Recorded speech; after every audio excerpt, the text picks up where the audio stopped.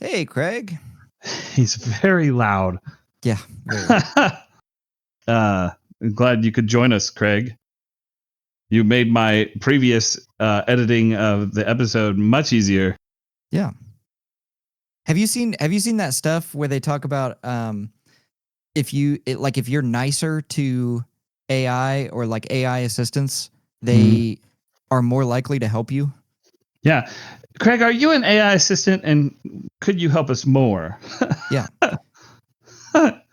No response. Okay, that's fair. He's recording. He's nodding. What are you, one giving of our thumbs audience up. members?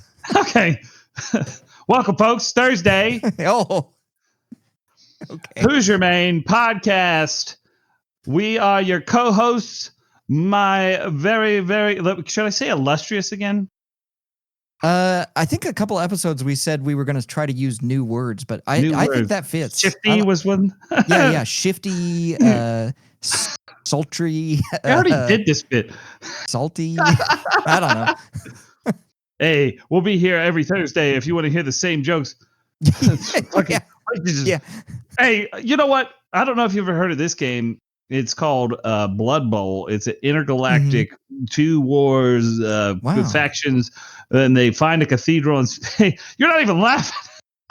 This one already killed me. No, I was letting you go. Oh, just see where I would go, huh? I thought you were going to talk about like rats. Yeah, like rats.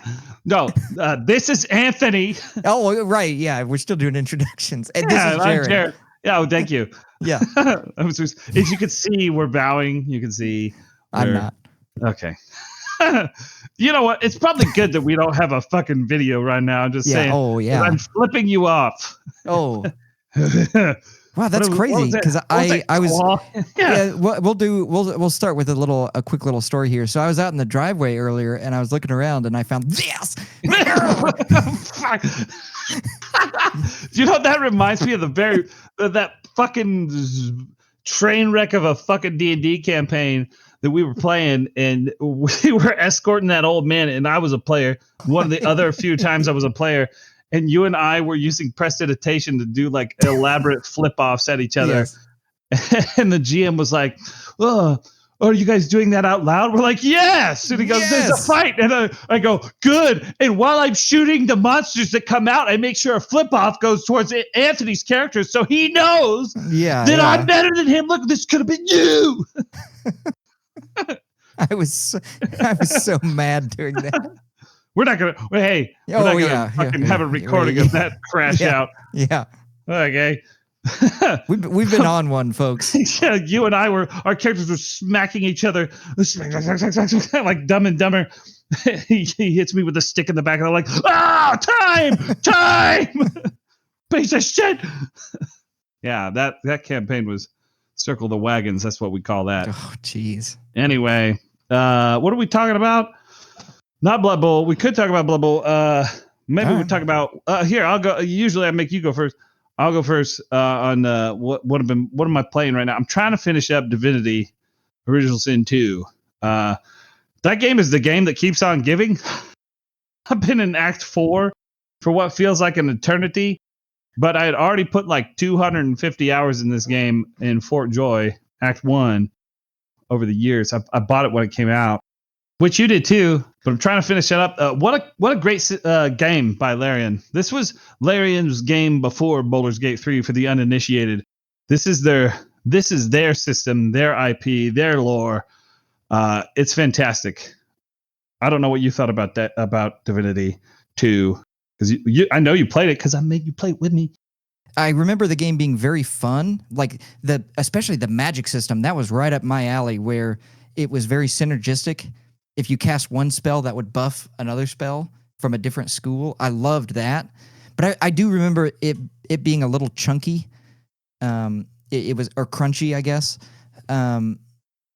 Where I think we tried to play it normal, the way you're supposed to play it, and we stopped at the end of Fort Joy, and then I think we actually ran a D&D campaign in the system. And that was the whole Blue Boys and all of that stuff, where we kind of realized keep in mind, folks, we've been playing Dungeons and Dragons since high school. This was the first time we realized you could end a altercation without killing everything on screen, and it was just this eye-opening experience that led to an entire year-long D&D campaign. And so we ran that, and that almost replaced Divinity, which is a shame because I did enjoy the game for what it was. But like I said, I think it was just it's probably just a little too, like, if you like Baldur's Gate 3, this is that, but crunchier. And I like that. I thought it was fun. Yeah, it's definitely different. I would say that. I don't think it's as crunchy as I thought initially. I'm married to the game now. We've been married for, let's see, Steam knows. Hey Steam, how you doing? 350 hours now. So I'm very intimate with the systems here, and it's simpler than you think, and simpler than I thought, with traditional RPG elements here. We've got strength, we've got finesse instead of dexterity, intelligence, constitution, memory, and wits. Memory is a kind of a unique stat to this game because that determines how many skills your character can have prepared. So you really only put points into that when you need another slot for whatever you're trying to run on your skills, because you can build your own class. Basically, you put points into a separate set of skills. So you have attributes, the ones I just was talking about. This is already, I'm losing a lot of people here, aren't I? Remember when I said it was just a little crunchy? Wait a minute. I was the one that made us play Pathfinder 2. I'll stop. Yeah. Okay. I get it. Well, okay. Here, I'll tell the folks at home this, because this is something that everybody can get behind. Obviously, you can make your own character. Traditional fantasy races. We've got humans. We've got dwarves. We've got elves. And we have lizard folks. These are the ones you can make. And then within that world, there's also imps and orcs and demons. Those are not playable. Unfortunately for me, the orc lover, can't play the one race that I want to play in the story. And I've long since outgrown my dragon lust, because the lizards are fucking cool, bro. Like Dragonborn or whatever are cool in D&D or whatever, but these guys are like long, skinny lizard folks that are like used to be fucking dragons technically. Very cool race. I like their twist on it, Laren's twist on the lizards. I really, really like their twist on elves. Normally, I don't really care for elves. They're just like pretty humans. Like, I'm pretty bored by that. But these, like, they're super cool. Like, they can technically like turn into a tree that's alive eventually if they're super old. Then they call that a living wood tree. And then elves can eat anything or taste anything they put into their body. They can absorb the memories of that thing. And so they're really cool because you can give them like the head of some guy in the game, and then they'll learn a spell, or they'll see like information that you need. Oh, what the fuck? This is the coolest shit ever, bro. These elves are exactly how elves are described in like a Tolkien sense, where they're alien and foreign, and their ways are weird and scary to humans. And really, they're just like, no, it's just nature. I eat it, and then I know, and then I turn into a tree. Very cool. I think that I left off the last race that you can be in the game, and it's all those races I just listed, but you can be undead, and it's like a skeleton, and it's really cool because you don't heal with potions, like health potions. You heal with poison, and it's just very cool. That's a very fun way to play. The enemies, the AI in this game is really fucking smart, though. So, like, if you're undead, they're going to cast healing spells on you. They're like, I know you're undead under that mask. You can't fool me. Bullshit. Derivative. I think you and I love two things, especially when it comes to fantasy games. You and I both love filling in the blanks. You know, give us some direction, point us in the right direction, and then we will take it from there and we will fill in the blanks. But I think the thing that we love even more than that, we love taking something that's a negative and making that a core piece of our characters, you know, or of our story or whatever it may be. The way that they handle undead in this game is my favorite undead in any video game ever. Where, like you said, they heal differently than all the other characters. amazing, beautiful. I love that. It gives them their own little flavor thing. You can still heal them, which is still a mechanic that everybody else uses. You just need to have that little extra piece. I love that. And then, like you said, you can't just walk into town because you're a skeleton. And so you wear a cowl or you wear a mask or whatever, and you cover that stuff up. And as long as you cover yourself up, they're like, oh yeah, sure, whatever. You can buy supplies and stuff. But the second you take that off, everybody is just like, runs in fear of you. I love that so much in the game. And I think that's one of the things that Divinity does such a good job of, is the world building is insanely good, down to the most minute, meaningless detail. And I love that. I eat that stuff up. Oh, it's awesome for that. Like, not only that, you can poison the food so that the undead can eat it, which I think is right up your alley as well. Yeah. I think I thought it was really fun. I was streaming for him the other night because I'm getting near the end of the game, but I was just doing a fight that he wouldn't know what was going on. And so I was like kind of trapped in this fight for a while, and I just had resurrected my character and his character. I'm using the origin characters, but I'm calling them me and him. And then I've got other people who I'm like, this is this guy that I know. This is Bryce. Obviously, we're gonna include him in the game. This is so and so, whatever. And so I just resurrected both of our characters because they had gotten killed in this fucking epic long fight that I was doing wrong. And I was like, oh, I'll group them up and I'll throw a healing grenade. And it does healing magic and it'll heal me and Amon's character. My character was the one that threw it and he was watching me and it fucking killed him. And he goes, you did that on purpose, you son of a bitch. And I was like, oh, I forgot that I couldn't. I can't click it. And he was like, yo, yeah, you fooled me once. And so I was like, resurrected him. And he was like, don't fucking do it. And I threw a fucking poison thing at him and he healed. And he was like, okay, I'm just going to sit here and get a little sippy. That was cracking me up. But I just really, like you said, I just really love the flavor of this game. It's another thing that I always really love because obviously we just said I grew up on D&D, you grew up on D&D. The classic, 4 elements that are attack elements in D&D are actually quite scientific for it being magic, is fire, lightning, ice, and acid. And like those are so boring to me, like maybe because we grew up on that.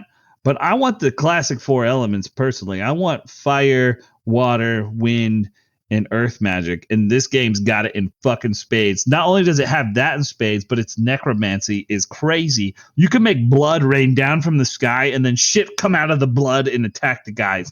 Like, what? Or raise a bloated corpse that you just use to explode on the enemies. Like, They got everything you need here, and you can just modularly put these fucking spells and stuff together. Now, not everything is synergistic. A lot of the community will be like, don't mix magic and physical attacker on one guy. Split those up. Like, he should just be a physical attacker. He should just be melee or magic, whatever. And yeah, I see that. I've got a lot of things I would love to sit here and just ramble about with Divinity, but still wrapping it up. Definitely can't wait to see what Larian cooks up. Their break from Baldur's Gate and Wizards of the Coast, I think, is a good thing, a great thing. If you were wondering, just because of my long history with Wizards of the Coast, I know what they're up to. I know what they do. I know how they act. It's no comment here right now. Maybe if you type in the maybe we'll tell you our thoughts on that. But I want to jump in here real quick before we move on. Before we move on from this topic and go to the next one, there's no secret that I love playing necromancers. That I think the very first time that you and I played a serious D&D campaign, I came to you with the idea of playing a necromancer, and you were very hesitant about it because, rightfully so, that doesn't synergize with the rest of the party. We're supposed to be good guys. And I told you, I was like, right, yes, I'm a good guy. And it was almost like a switch went off in your brain that it was like, oh, opening up all these possibilities of like, I love the idea. Pleasure. Yeah, exactly. I love the idea. You unlocked me. I love this idea of taking something that is supposed to be inherently evil and using it for good. You know, I love the polarizing aspect of that. Using things that are disgusting and gross, and you know, all of my favorite things, all of my favorite spells are things that should be awful. They should be used by the bad guys, you know, and I take them and I use the one of the memories that I have from Divinity that I loved was instead of summoning creatures, necromancers can summon these disgusting blobs of meat from bodies or blood or whatever. You know, they just take whatever is on the battlefield and they smash that together, and it forms this disgusting oozing blob of meat, and then that goes around and fights for you. And with me, you, and Lemon were doing our campaign, and I did that. I summoned the thing, and it was like in the middle of a bar or something like that. And the NPCs react, and they're like, "Oh my gosh, that's so disgusting!" And it's like, "Do you want me to save you or not?" Like, that's what I got, baby. Like, you know, we always talk about how my character is me. I make the same character over and over again. It's just what flavor am I playing? It's Megamind. Every character that I make is Megamind. Like the necromancer. If Megamind was a necromancer, it's the scene at the very end when he's like, "What's the difference between a villain and a supervillain?" And then he has all of those robots come out from his big ship, and it's like, presentation. That's me, man. I love that. Yeah, I'm evil. Yeah. Okay, but you just saved a school. Shut Yeah. up. No, this guy right here, folks, he's the guy that you're in the game, you're playing the game, and the townsfolk is like, "Oh, the fucking evil bad guy killed my brother. I want you to avenge me." And Bryce comes in and he's like, "You have my glaive." And like Lemon comes in and my, what do I use? And then Anthony comes in and he goes, "And your brother." Yeah, And he's got the brother raised and ready to go. And everybody's like, "Ugh. Why?" yes. Good. Well, we gotta get revenge. Yeah. I thought that's what we were doing. Yeah. I mean, are you ready here? What's the matter? It's a question of ethics, Yeah. possibly. I love so Um, a long story, but to get back to the point of Divinity does a really good job with necromancers. yeah. By the way, it's just a fantastic game. If you like CRPGs, if you played Baldur's Gate 3 and you want to know where Larian came from, I mean, you get a lot of their writing. I mean, I'm not going to go into a lot of detail here because we've already spent a good portion here, and I want to hear what you're thinking about. What are you doing? What do you got? Well, so I'm doing a little bit of cleanup here. So I had just finished Last of Us Part 2, and I'm cleaning up the trophies on that, but I'm also gearing up for Rebirth. I'm getting ready to do a hard mode run because you are getting ready to play for the first time. And so I'm going to try to play simultaneously with you, but I'm going to do it in hard mode. And in order to do that, I need to clean up a couple in-game quests and get a couple in-game items that will make hard mode a little bit more fun, I think. And I won't spoil anything. I will say this. Wait! What are you saying? I won't say it. Don't spoil. Don't no spoil spoilers. What do you spoil? No spoilers. Okay. All right. You better. I'll say this. Rebirth is a good game. Oh, okay. That's okay. That's fine. It. All right. That's okay. Maybe a great game. We won't have to edit that out of my mind. Maybe the best game of all time. Yeah, Craig. All right. Let me tell you what happens. Craig just kicks me out of the call. Oh, fuck. Yeah, Thanks, Craig. my cat steps on the foot pedal again and mutes me. Come on. Yeah, and starts beating his chest. Do. Yeah. Do. Don't tell him. Don't tell Jared about Red 13. Yeah. He wants to know. Oh my god. He needs to see with his own eye buckets. Are they buckets? They could be. Someone is. What's up? We haven't even done our remake retro replay. It's not even retro replay because I mean it's technically an old game now, right? Yeah. Old generation. We haven't done that episode behind, yet. Yeah. Me and Anthony just recently we fucking fine tooth combed remake, chasing every achievement. My favorite was trying pointless random builds after I 100%ed it and being like, I need to stop fucking playing this game. It's too much fun. The Barrett melee builds were very fun, by the way. Of course, there's no room for that in the main game, and it hurts me. My favorite was But they were cool. My favorite was the suicide bomber. I think it's pronounced Goddamerung. Goddamerung. So you unlock this item, and it lets you have a full limit bar as soon as the fight starts. And so what you would do is you would limit break, use the limit break that you got from that. Then you would have clouds set up with enemy skill materia. You would self-destruct, blow yourself up, and then you would have an ability on your weapon that made it so whenever you took lethal damage, it left you with 1 health. So you would blow yourself up. That would already do a ton of damage. That would refill your limit bar. You would hit your limit again. Then you would kill yourself with the destruction. That would fill your limit bar, and then you would siphon the limit off of your dead cloud onto the next person, hit the limit, and then raise cloud. And it was so fun. It was so fun. Oh my, yeah. There's one where you can absorb the damage, I think, from that, and then, but I don't know if you get the limit. You just attach HP absorb to the that's what it is. That's what it is. Oh, fuck. Oh, man.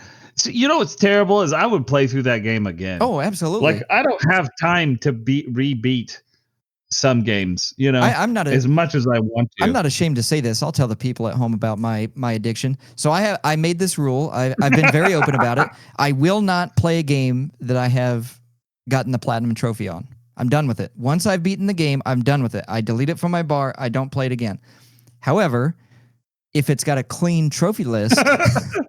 So I bought. He's got loopholes, folks. He's a demon. That's why we call him Amon. I bought the European edition of Remake. So now I've got a clean bar, baby. I can get all the achievements again. How dare you find a loophole in your own contract? Are you supposed to be loopholing your own contract? Yeah, of course. You could just like. Okay. How else? Why would I not want to trick the best mind that I know, me? Yeah. How else am I supposed to have trick a mind that isn't there? Exactly. How else am I supposed to get a fair competition unless it's with me? Okay. If you can't tell, folks, we juiced ourselves before this fucking episode. The fucking flow of anger. Anyway, you were cleaning up Rebirth. Yes. I know you've been doing it. Anthony would never spoil a game for me. He would never do that. But he's been fucking with me.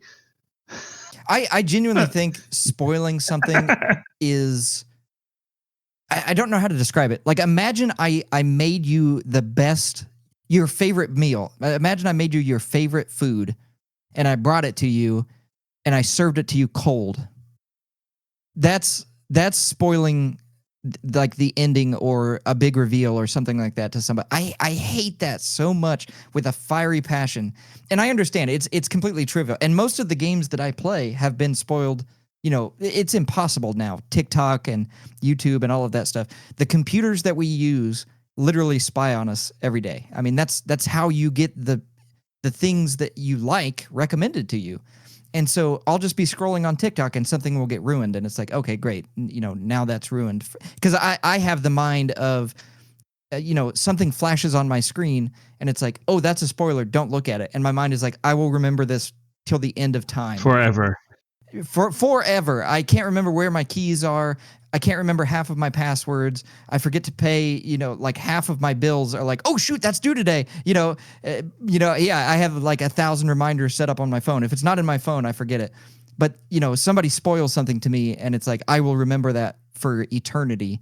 And it's like, great, thank you. And so to me, I would never spoil anything to anybody who I don't have permission to spoil something for. But with that being said, I do like you said, I do like that little jab in the side of, well, I'm playing Rebirth right now, so. Yeah, you know what? I didn't ever really realize that you and I have the exact same philosophy on that. This is the echo chamber that most podcasters fear.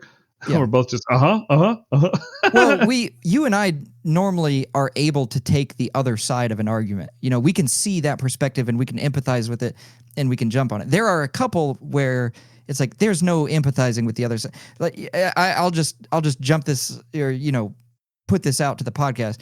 Your brother loves spoiling things. That's no shit. Which one? That's his favorite thing to do. Sorry, Max. Yeah, well, I was talking about Bryce, but yeah, man. I know. But okay. Or maybe my older brother, Jordan. It's like I don't care if he spoils the ending of the Babadook. You know what I mean? Like, okay, fine, you can spoil that.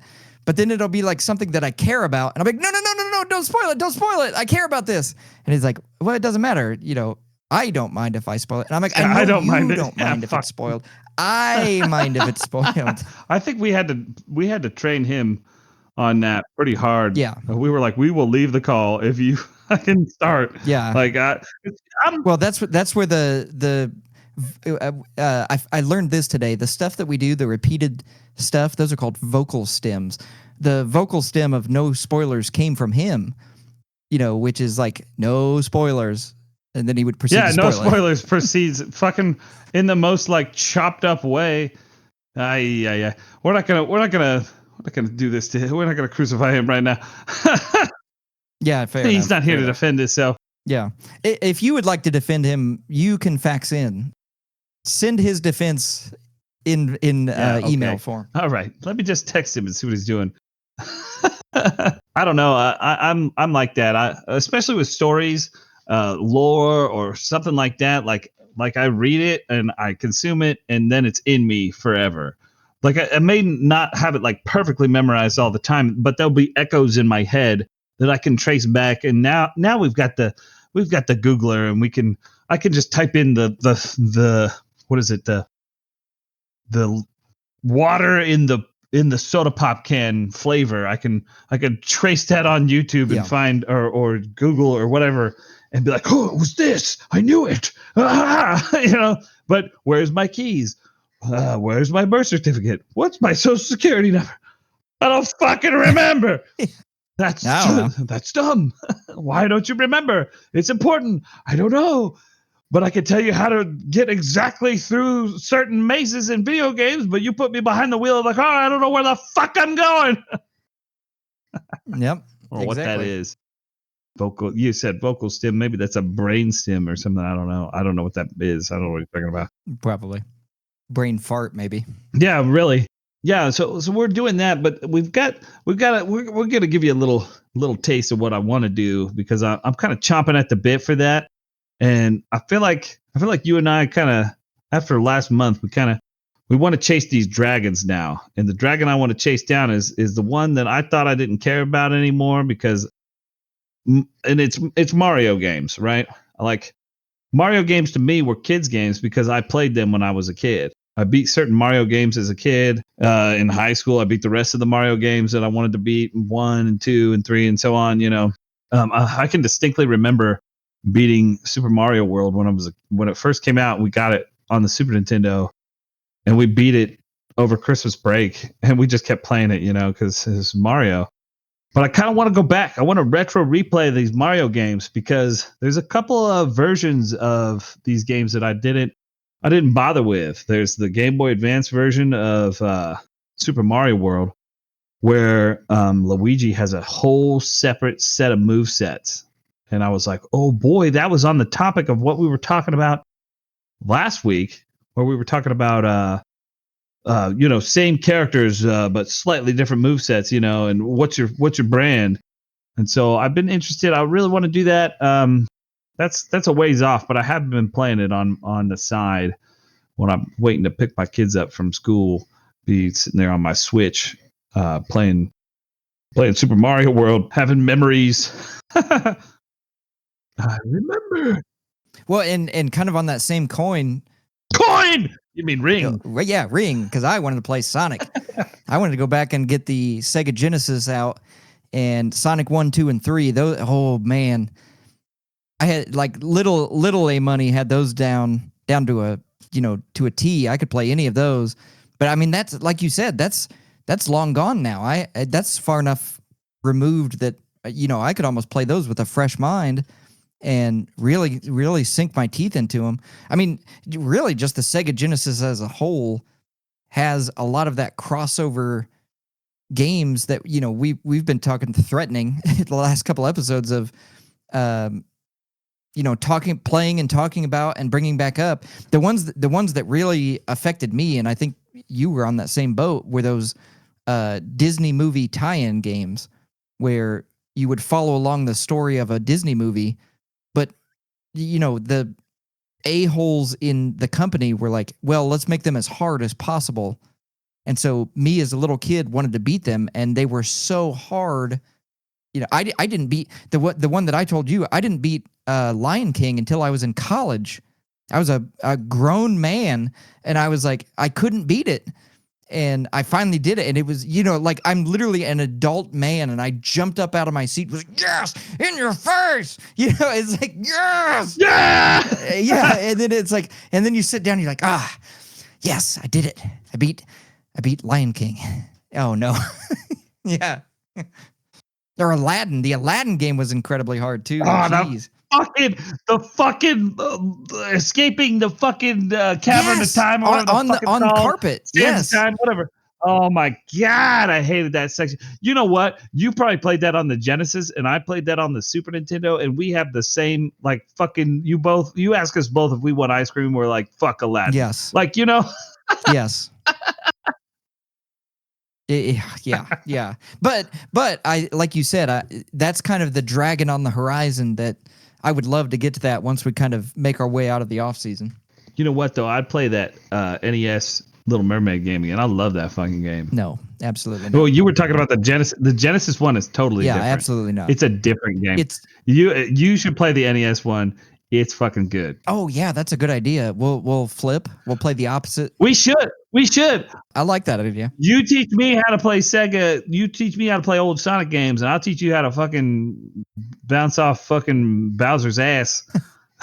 I do not like that. I've looked up YouTube videos of people speedrunning Mario games, and I think you can obviously do that with Sonic games, but I think that is such a cool skill. Because that's what it is. I mean, you're memorizing the map, and it's a skill to be able to do it that way. I think that's so fun to be able to go back and play games like that. And I like modern Mario games and really modern Sonic games too, because they're more accessible to everyone. And those games are really kind of always, in my opinion, aimed at everyone, right? And I think there was a quote from Miyamoto saying that he regretted making Mario Sunshine so difficult, and he said that even your grandma should be able to play Mario.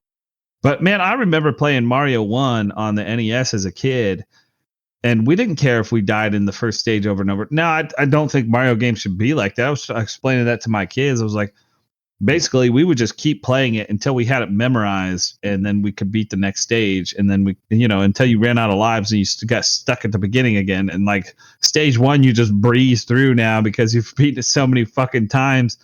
But now it's like, they even get like an invincible power up and stuff like that. And you get to see the end of the game. Like some kids some games you didn't see the end of. And I love that turn of games now being like you can beat the game and the hard stuff's at the it's optional content now. But I love Mario 1. I love Mario 2 probably even more. I didn't say this last week when we were talking about different characters and different movesets. Mario 2, you can play as Mario, Luigi, Peach, or Toad. And all 4 of them play completely different than the other one. Like Luigi, like Mario's like your standard Mario, like he plays just like he always has. But Luigi has like a flutter jump. Peach can float. I forget what it is about Toad. Been a long time. We usually picked Toad because we thought he could dig faster than the rest of them. It's a weird game. But yeah, I don't know. I do have a soft spot for NES Mario games, but like we were just saying, I kind of viewed them as like those are for kids, and now I play big guy games, and now I'm like looking back, I'm like, dude, I did love Mario games. Like there really wasn't a story there; it was just a game. You could just turn it on and start playing. Now with save states, like you can really just turn it on and start playing. You don't have to start at the beginning. I mean, that's nice. Yeah, I mean, there's a lot of stuff that were a product of their time. Like 90% of the games that I played on Sega Genesis were rented games. and they knew that. They knew that that's how you would consume them. And so they made games hard on purpose. They had really bad save states on purpose. It was so that you would return the game and then rent it again to try to finish it. And so now, obviously, or buy it. Yeah, right. You got like 1 or 2 games a year, but now that's not a thing anymore. You don't rent games anymore. You buy them, or you have a subscription service and you download them and you play them.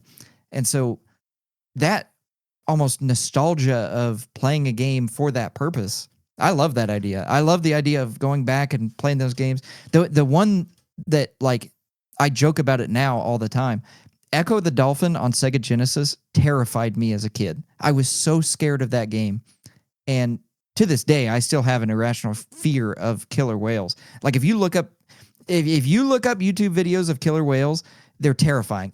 Like, I can rationalize. If you give me 15 minutes, I convince any human that a killer whale could kill you right now where you are inland, and they will find you and kill you. But the point of that is, so you would rent the game, you would play it, and be like, oh, I'm never playing that again. Well, so that meant I passed up a lot of really good games on the Sega Genesis that I would love to go back and play now as an adult. Not that I wouldn't still be scared. I'm still going to be scared of them, but at least now I'm a man and I can be like, all right, you want to fight me, killer whale, bring it on. We need to do some gaming archaeologists. We're gaming archaeologists now. Yeah. Let's put on our old gear. We have been talking about this in private, folks. We really, really want a CRT TV, each of us, one for him, one for me. And then I want to chase down some old hardware. Because you know what? I fucking miss the Super Nintendo controller. I was thinking about this real hard. It's got the buttons on the top. It's like ergonomic. You got the 2 rounded buttons and the 2 buttons with the indents, And I just can't get over this fucking D-pad business that we're in today. Like, I just want a good D-pad on my fucking controller.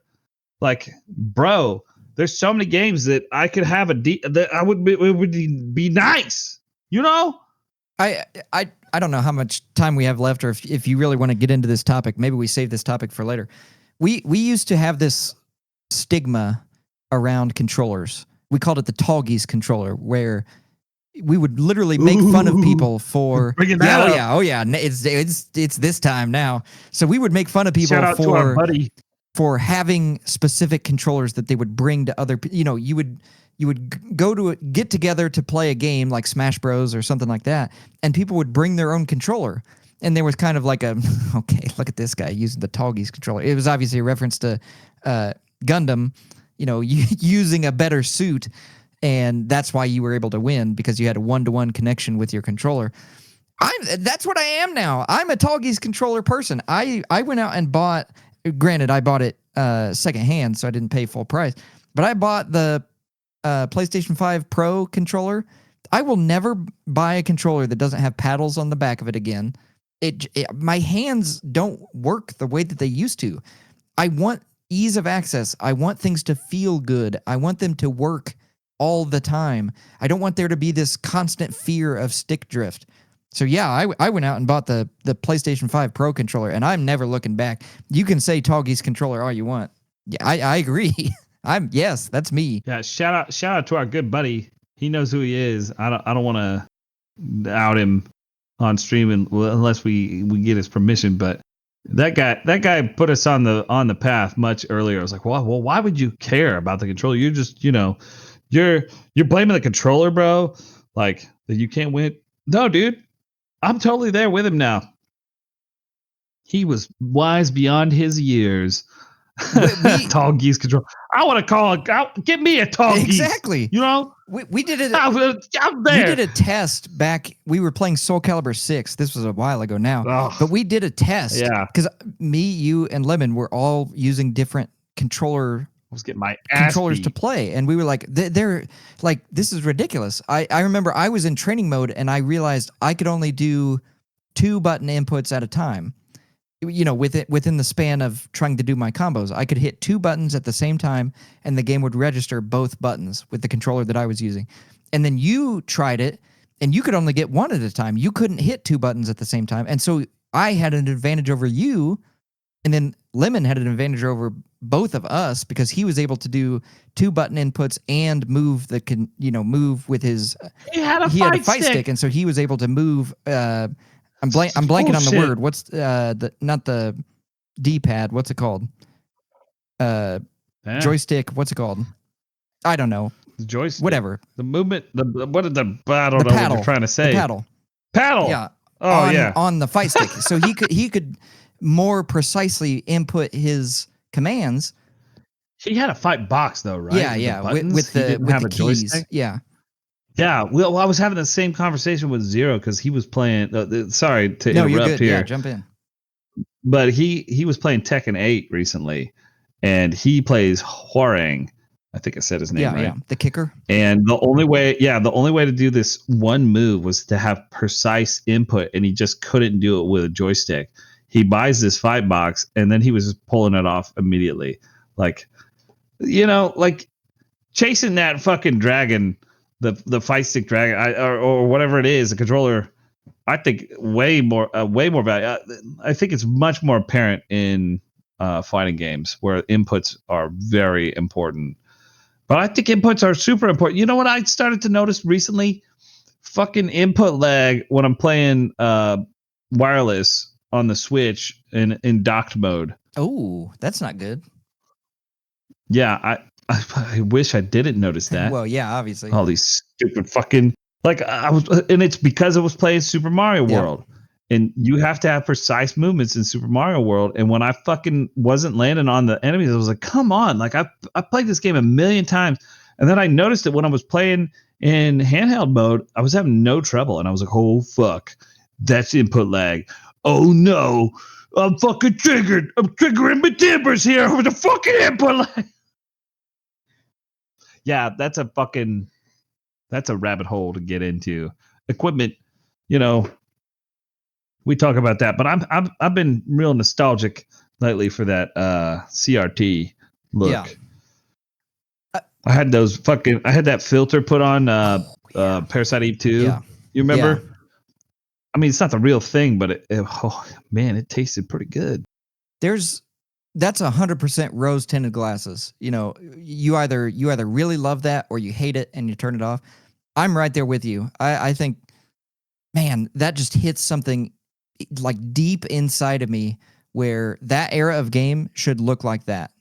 It shouldn't be perfect. Those games shouldn't be pixel perfect. They shouldn't be these sharp edges and HD and all of that stuff. They should have that level of grunginess to them that almost makes them more perfect in my eyes because that's how I remember them. And I know that that's not right. I know games look better when they look better. You play better when games look better. I get that. I totally do. And the whole frame rate and all of that stuff, I understand 100%. But you and I grew up in a time where that wasn't an option. We had whatever TV, was in your house. That was the TV that you had. Yeah, or your parents run off TV. Here you go, kid.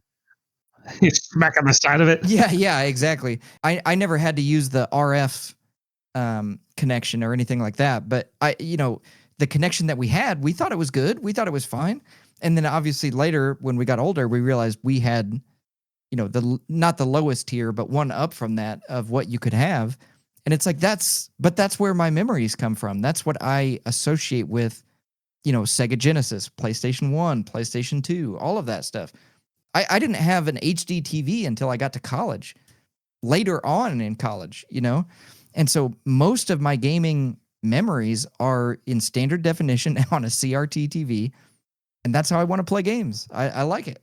I like the way it looks. I know our mutual friend John, he used to tell me about S-Video and stuff in high school. I'm like, I don't know what the fuck that is. The yellow and the red and the white are fine. Like, this looks fine. What are you talking about? Now we know. And like you said, it is rose tinted, but you want to get the this is your side of the argument. What am I doing? Yeah. Hey, wait a minute. Don't agree with me. Hey, you should emulate.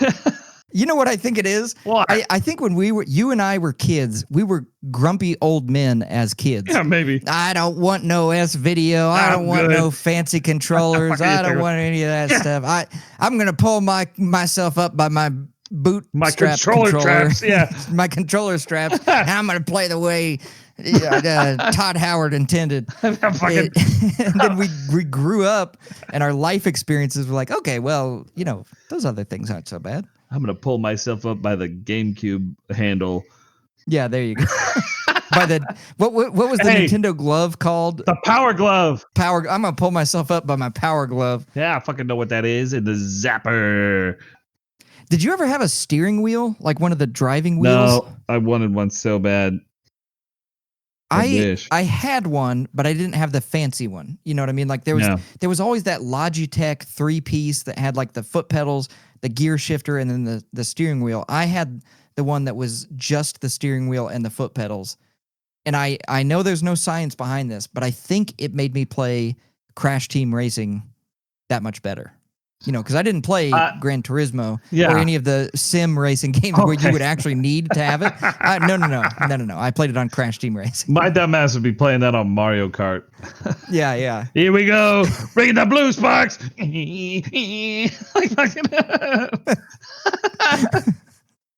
Here we go, baby. Yeah. That's what we should do. What? We'll bring back retro games, but you have to we'll cross the aisle. So I'll play your games, you play my games, but you have to use weird controllers to do it. I don't want to do that. Okay. No, you'll just whop me and I'll feel stupid.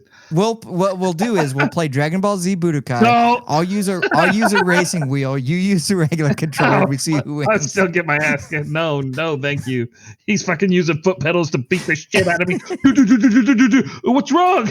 Shut up, asshole! Come on, fight back. Get the fucking son of a bitch out of my fucking face. Why are you looking at the move list? Don't you have those moves memorized from 25 years ago? Shut up.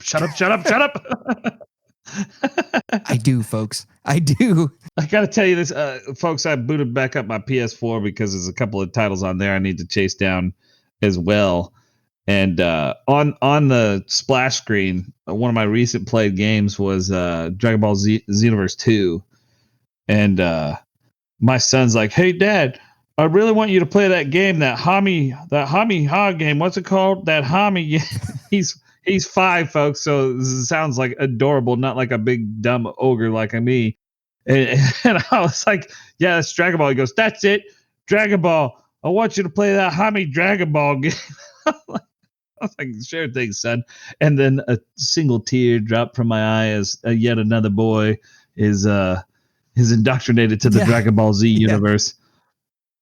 He's ready. Yeah. Turn on Dragon Ball. Wait, we'll lose our sponsors if I do that. Oh yeah, no, don't do that. Actually, could we get? Hey, Bandai, how you doing?